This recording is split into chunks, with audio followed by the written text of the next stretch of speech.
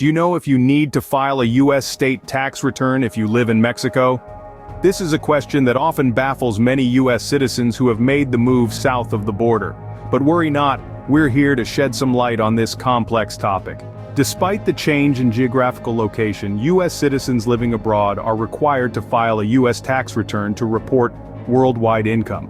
This means that even if you're soaking up the sun on the beautiful beaches of Cancun or exploring the vibrant streets of Mexico City, Uncle Sam still wants to know about your income. However, the state tax filing requirements vary.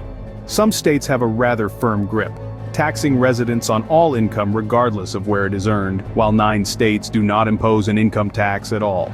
Now, you might think that being physically present in Mexico makes you a non-resident for tax purposes, but that's not necessarily the case. Residency for tax purposes extends beyond physical presence and is determined by factors such as domicile.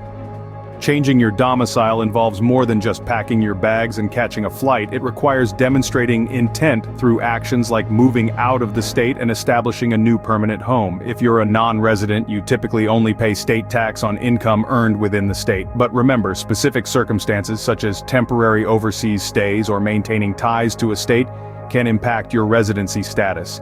And while holding a state driver's license or voting in state elections might make you feel more at home, it does not necessarily affect your state tax filing obligations.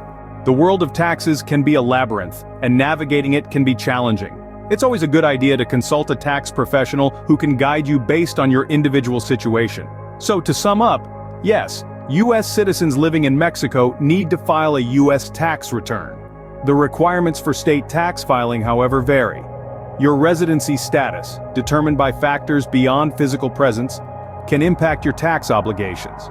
And while changing your domicile can influence your tax status, it requires a demonstration of intent, not just a change of address. Remember, when it comes to taxes, it's always better to be safe than sorry.